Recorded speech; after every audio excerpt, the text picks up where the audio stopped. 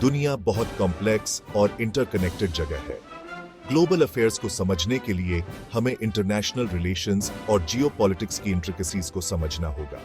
ये दोनों फील्ड्स अलग होते हुए भी दुनिया को शेप करने वाले फोर्सेस पर कॉम्प्लीमेंट्री पर्सपेक्टिव्स देते हैं। इंटरनेशनल रिलेशंस कंट्रीज के बीच इंटरैक्शंस के ब्रॉड स्पेक्ट्रम को एग्जामिन करता है, जिसमें पॉलिटिकल, इकोनॉमिक और कल्चरल स्फीयर्स शामिल हैं। दूसरी तरफ जियोपॉलिटिक्स ज्योग्राफी के इन्फ्लुएंस को नेशन के फॉरेन पॉलिसी और स्ट्रेटेजिक डिसीजन मेकिंग पर फोकस करता है। ग्लोबलाइजेशन के इरा में जहां दुनिया के एक कॉर्नर में होने वाले इवेंट्स कॉन्टिनेंट्स में रिवर्बरेट कर सकते हैं, इन डिसिप्लिन्स को कॉम्प्रिहेंड करना बहुत जरूरी है।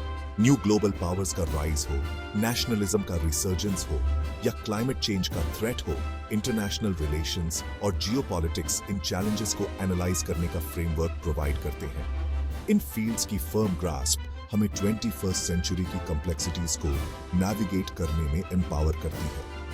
ये हमें नेशन के एक्शंस के पीछे मोटिवेशंस, पोटेंशियल कॉन्फ्लिक्ट्स को एंटिसिपेट करने और ग्लोबल लैंडस्केप को शेप करने वाले अंडरलाइंग करंट्स को कॉम्प्रिहेंड करने में मदद करती है।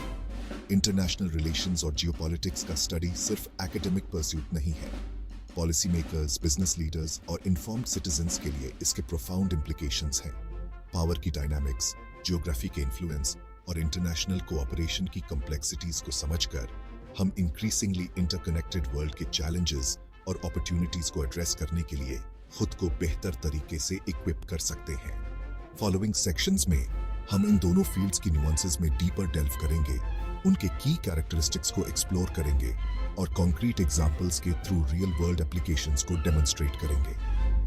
हिस्टोरिकल इवेंट्स और कंटेम्परेरी इश्यूज को ड्रॉ करके हम ग्लोबल अफेयर्स के ट्रैजेक्टरी पर जियोपॉलिटिक्स और इंटरनेशनल रिलेशंस के प्रोफाउंड इंपैक्ट को इल्यूमिनेट करना चाहते हैं। जियोपॉलिटिक्स, जैसा कि नाम से पता चलता है, इंट्रिंसिकली ज्योग्राफी से जुड़ा हुआ है। यह कहता है कि नेशन का फिजिकल लोकेशन, टेरेन, क्लाइमेट और रिसोर्सेज तक एक्सेस उसके फॉरेन पॉलिसी ऑब्जेक्टिव्स और स्ट्रेटेजिक आउटलुक को प्रोफाउंडली इन्फ्लुएंस करते हैं। इन एसेंस, जियोग्राफी वो पैरामीटर्स डिक्टेट करता है जिसके विद इन एक नेशन वर्ल्ड स्टेज पर ऑपरेट करता है। इस कॉन्सेप्ट को अक्सर फ्रेज जियोग्राफी इज डेस्टिनी में इनकैप्सुलेट किया जाता है, जो फिजिकल फैक्टर्स के एंड्यूरिंग इंपैक्ट को नेशन के स्ट्रेटेजिक चॉइसेस पर अंडरस्कोर करता है। उदाहरण के लिए, मैरिटाइम पावर के हिस्टोरिकल इंपॉर्टेंस को कंसिडर करें। एक्सटेंसिव कोस्ट लाइन्स और वार्म वाटर पोर्ट्स तक एक्सेस वाले नेशंस ने traditionally trade, naval power projection और ग्लोबल इन्फ्लुएंस में सिग्निफिकेंट एडवांटेजेस एंजॉय किए हैं। ग्रेट ब्रिटेन का ग्लोबल एम्पायर के रूप में राइज उसके सीज की मास्टरी से इनएक्स्ट्रिकेबली लिंक्ड था, जिसे उसके आइलैंड जियोग्राफी और रोबस्ट नेवल कैपेबिलिटीज ने फैसिलिटेट किया।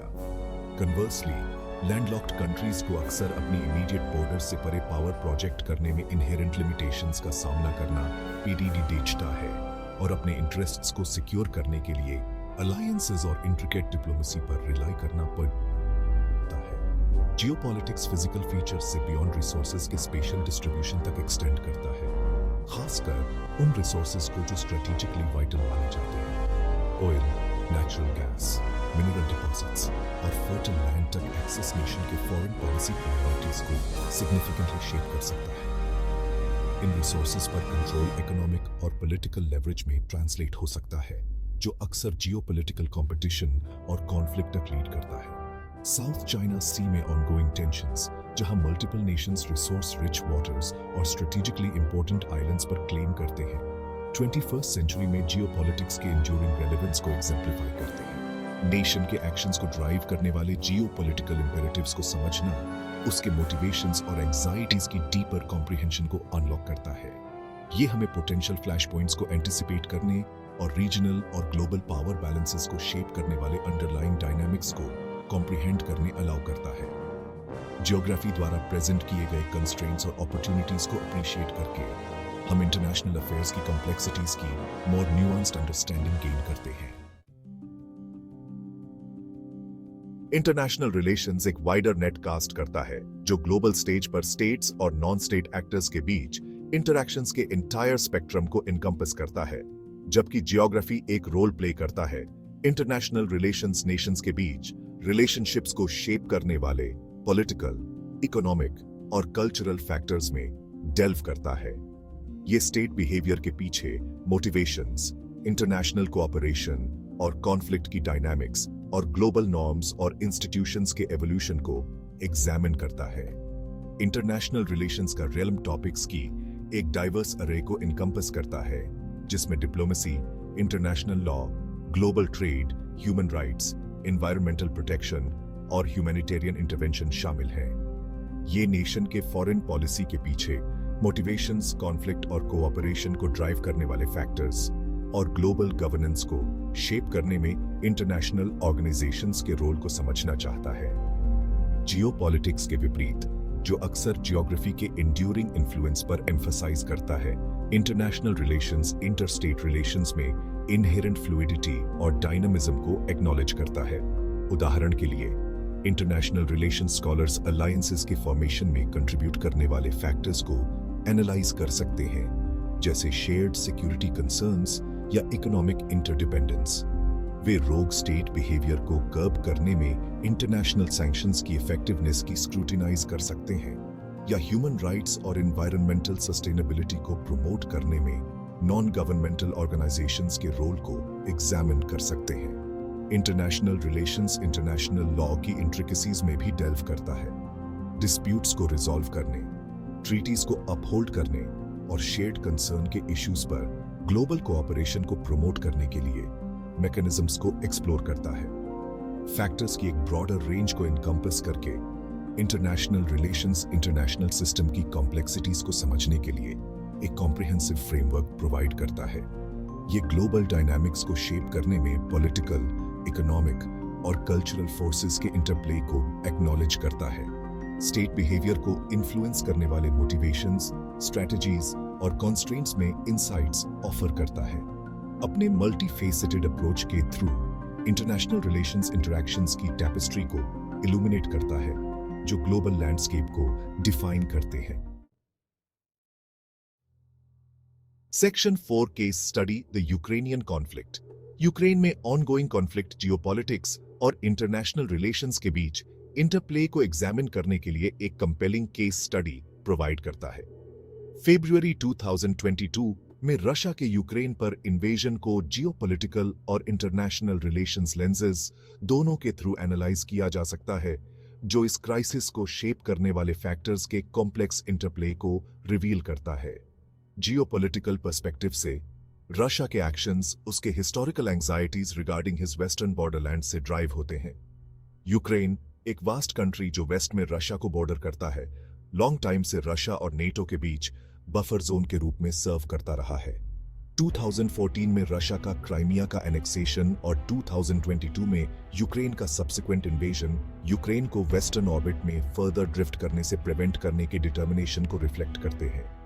क्रेमलिन नेटो एक्सपेंशन को अपने सिक्योरिटी इंटरेस्ट्स के लिए डायरेक्ट थ्रेट के रूप में परसीव करता है और अपने परसीव्ड स्फीयर ऑफ इन्फ्लुएंस में अपनी डोमिनेंस को रीअसर्ट करना चाहता है।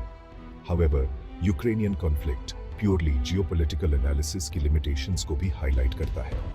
क्राइसिस को समझने में international relations considerations equally crucial हैं। इंटरनेशनल कम्युनिटी का रशिया के एक्शंस की कॉन्डेमनेशन, इकोनॉमिक सैंक्शंस का इम्पोजिशन और यूक्रेन को मिलिट्री एड का प्रोविजन इंटरनेशनल नॉर्म्स, अलायंसेस और द बैलेंस ऑफ पावर की इंपॉर्टेंस को अंडरस्कोर करते हैं।